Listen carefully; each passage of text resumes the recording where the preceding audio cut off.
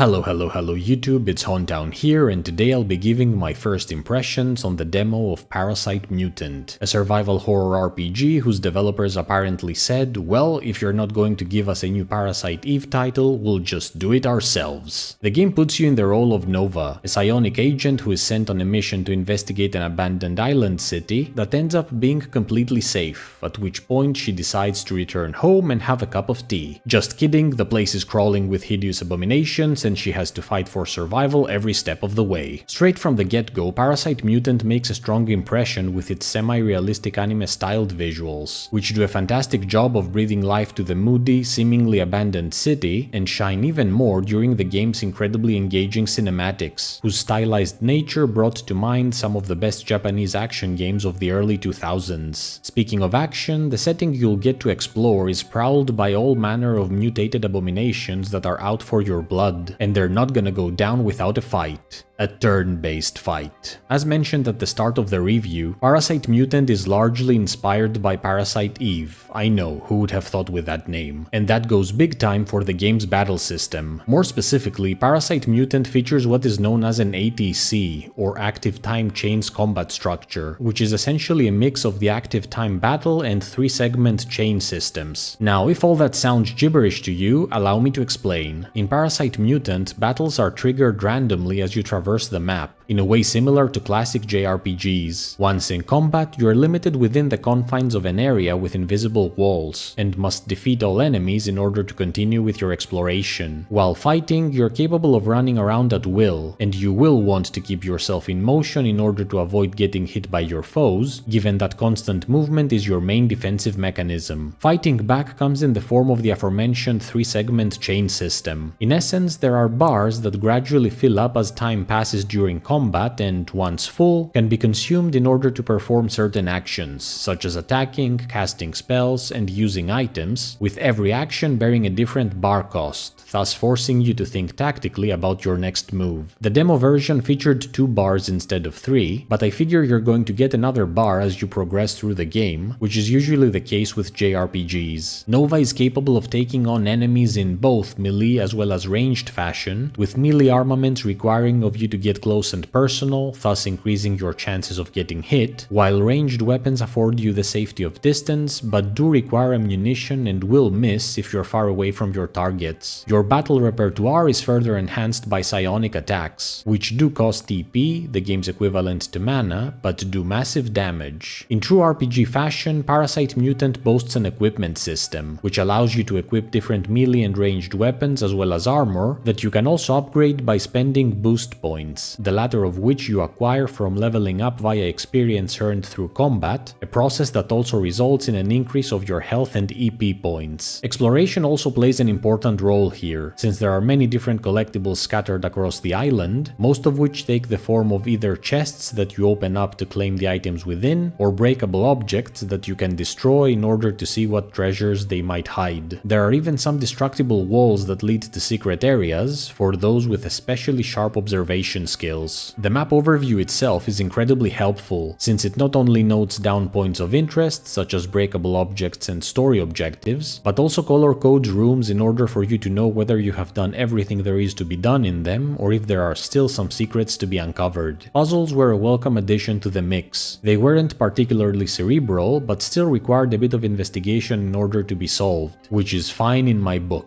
The 2 boss fights present in the demo were a bit uneven, with the first one being quite easy while the second one offering a more acceptable challenge, which makes sense since it was against a frigging xenomorph. I mean, dude, seriously, there wasn't even a basic attempt to hide the inspiration on that one, and I love it. All things considered, I had a lot of fun with the demo of Parasite Mutant, which really made me want to immediately play the rest of the game, especially since said demo ended with an awesome cliffhanger which had Nova getting completely decimated by a sneak attack from the xenomorph, and subsequently carried away by a floating robot, which was an awesome way to leave us wanting for more. If you're one of those gamers that had a blast with Parasite Eve back in the day and have been hoping for a new entry to the series for the past 15 years, like me, then you owe it to yourself to try out Parasite Mutant. It doesn't reinvent the wheel by any means, but to be fair, I don't think it wants to, and instead aims to deliver a nostalgic experience that pays tribute to the giants that came before it, which is why it's going to be a massive hit with its intended audience. I, for one, cannot wait for the full experience.